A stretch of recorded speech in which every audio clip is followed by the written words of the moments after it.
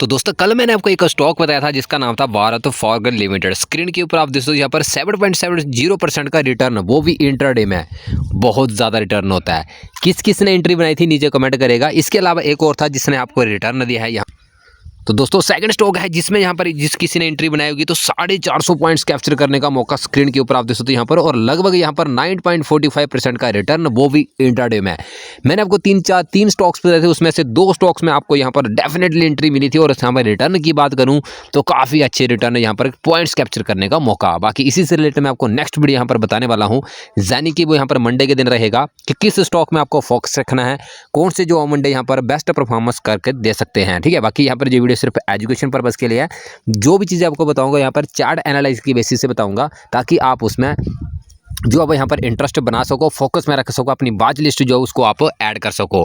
बाकी यहाँ पर जो भी मैं चीज़ें आपको बताता हूँ, बाकी फाइनल डिसीजन आपका रहता है, क्योंकि कोई भी ट्रेड लेने से पहले अपनी रिसर्च जरूर करें। जिसने सब्सक्राइब नहीं कर रहा है कर देना यार, क्योंकि फिर फ्री होता है। मैं आपको डेली के इंट्राडे स्टॉक्स के बारे में बिल्कुल ही फ्री की जानकारी देता हूँ, जो आपको कोई भी यूट्यूबर यहाँ पर नहीं देता है। इसलिए यहाँ पर ये प्लस पॉइंट हो जाता है कि आप मेरी वीडियो को लाइक करें। इस वीडियो का एम का लाइक टाइगर है 50 लाइक, जो कि पिछली वीडियो में यहाँ पर कंप्लीट नहीं हुआ था। तो यहाँ पर ये बहुत ही घटिया बात है यार। कम से कम यहाँ पर 50 लाइक्स से कुछ नहीं होती हैं दोस्तों। मुझे उम्मीद है कि इस वीडियो के अंदर 50 लाइक्स जो है यहाँ पर कंप्लीट हो जाएंगे, और जो कि मैं आपको नेक्स्ट जो कि इंट्राडे स्टॉक्स के बारे में क्लियरली यहाँ से बताने वाला हूँ। बढ़ते हैं हम अपने फर्स्ट स्टॉक की कर, जिसका नाम निकल कर आ रहा है, फर्स्ट स्टॉक निकल कर आ रहा है जिसका नाम है यहाँ पर मुथूट फाइनेंस लिमिटेड। स्क्रीन के ऊपर आपको क्लियरली दिख रहा होगा कि इस स्टॉक्स में यहाँ पर क्या हुआ है। प्राइस ये कि मैं प्राइस की बात करूँ तो सबसे पहले तो प्राइस जो कि बिल्कुल ही एक रेंज में है, मतलब एक बॉक्स में दिखाई दे रहा है। लेकिन यहाँ पर कुछ देश में यहाँ पर मतलब आज के दिन की मैं बात करूँ तो यहाँ पर देख सकते हो यहाँ पर प्राइस जो है यहाँ पर जिसमें अच्छी खासी रिएक्शन देखने को मिली है। साथ में जो नीचे आपको वॉल्यूम दिख रहा है वो एवरेज से ज़्यादा। तो यहाँ पर जो सेलिंग हो रही है, यहाँ पर जो सेलिंग हो रही है, यहाँ पर जिसमें वॉल्यूम ये बता रहा है कि जो सेलिंग हो रही है वो काफ़ी अच्छी सेलिंग हो रही है। क्योंकि ये सिर्फ चीज़ें मैं आपको नहीं बता रहा हूँ, मैं जो चार्ट कह रहा है मैं वो चीज़ें आपको प्रोवाइड कर रहा हूँ। बाकी यहाँ से मैं बात करूँ तो प्राइस गिरा है, साथ में वॉल्यूम इंक्रीज हुआ है।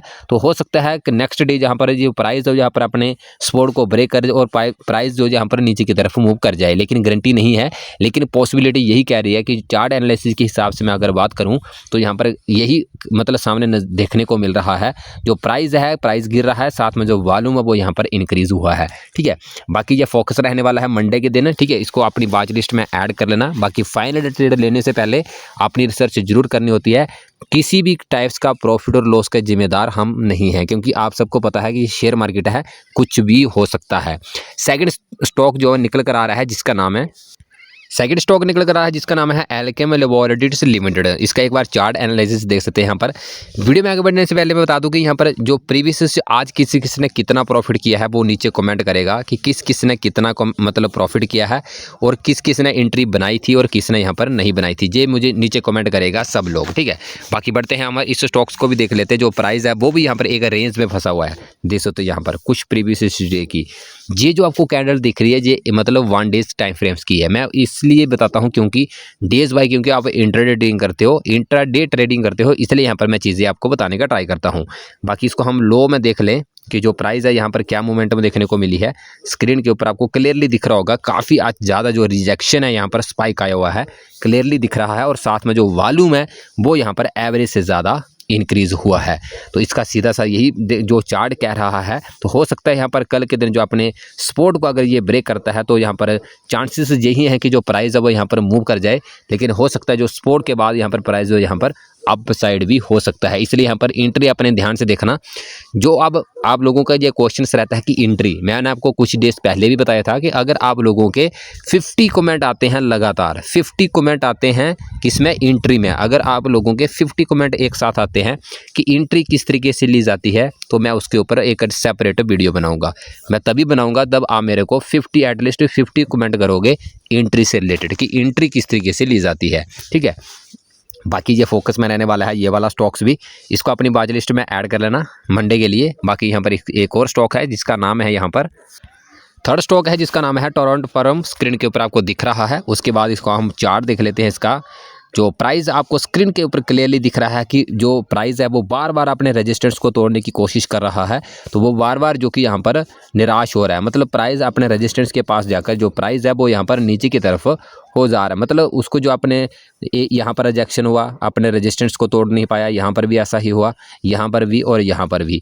यहाँ पर जो प्रेशर है किसका है, सेलिंग का प्रेशर है इस तरीके का। अभी जो मैं आपको कह रहा हूँ यहाँ पर स्पाइक आया हुआ है और ऊपर से सेलर ने यहाँ पर प्राइस को नीचे धकेल दिया है। तो अब यहाँ पर हो सकता है जो प्राइस है वो यहाँ पर वॉल्यूम भी यहाँ पर इंक्रीज हुआ है।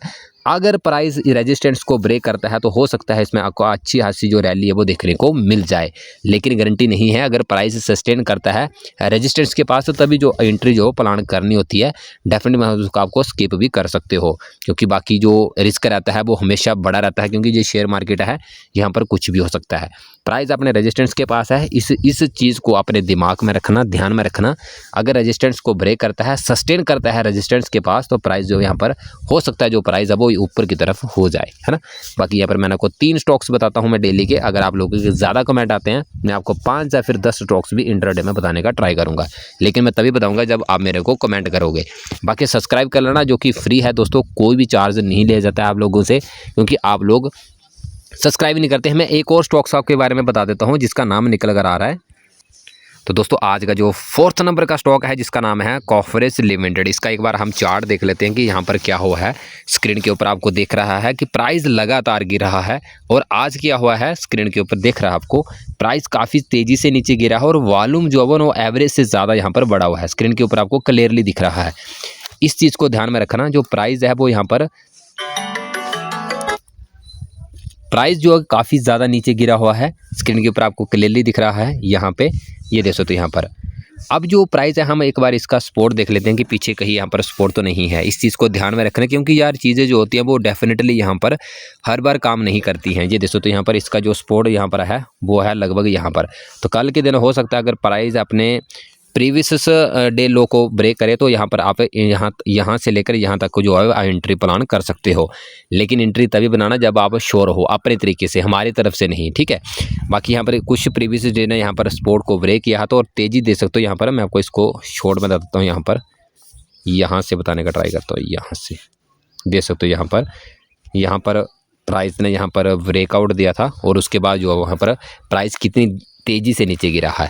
तो आगे यहाँ पर हो सकता है यहाँ पर जो प्राइस है, क्योंकि वॉल्यूम ज़्यादा इंक्रीज़ हुआ है, तो हो सकता है यहाँ पर जो प्राइस है वो और ज़्यादा गिरे, है ना।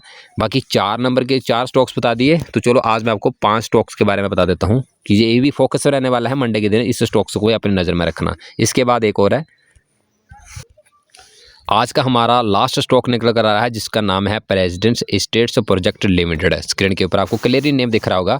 इस चीज़ को आपको हमेशा ध्यान में रखना, जो ऊपर नेम आता है इसको नोट कर लेना है, वॉच लिस्ट में ऐड कर लेना है ना। बाकी इसको यहाँ पर एक बार देख लेते हैं।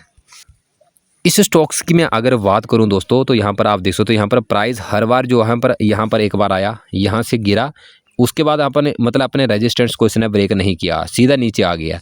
अब यहाँ पर क्या हो गया, यह देख सकते हो, यहाँ पर ये रेजिस्टेंस था, प्राइस नीचे आया, ऊपर गया और मतलब अपने प्रीवियस जो रेजिस्टेंस था उसको यहाँ पर ब्रेक नहीं किया और नीचे की तरफ आ रहा है। तो यहाँ पर सेलिंग का प्रेशर है। अभी जहाँ पर प्राइस है आपको स्क्रीन के ऊपर आपको दिख रहा है, तो यहाँ पर एक काफ़ी ज़्यादा फॉल देखने को मिला है, यहाँ पर देख सकते हो, और वॉल्यूम भी यहाँ पर इंक्रीज़ हुआ है। तो हो सकता है यहाँ पर जो प्राइस है वो यहाँ पर और ज़्यादा गिरे, लेकिन गारंटी नहीं है। लेकिन यहाँ पर मैं आपको चार्ट एनालिसिस के हिसाब से बोल रहा हूँ, तो एटलीस्ट यहाँ पर जो सपोर्ट है यहाँ तक जो है वो प्राइस आ सकता है, ठीक है।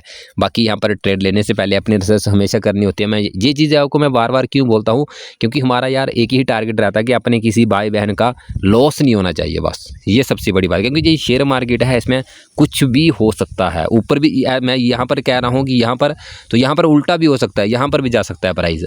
इसलिए यहाँ पर हमेशा स्टॉप लॉस का मतलब सही यूज़ करना है, रिस्क मैनेजमेंट के साथ काम करना है, गलती बिल्कुल भी नहीं करनी है। बाकी यहाँ पर आप जिस चीज़ का आपके बारे में नहीं आपको पता लगता है, गलती नहीं करनी है, पूछ लेना होता है, जो कि आपको डेफिनेटली हम हर कमेंट का रिप्लाई देते हैं, ठीक है। बाकी ये वीडियो काफ़ी लंबा हो गया आज का, कोई दिक्कत नहीं है। मिलते हैं नेक्स्ट वीडियो में, धन्यवाद।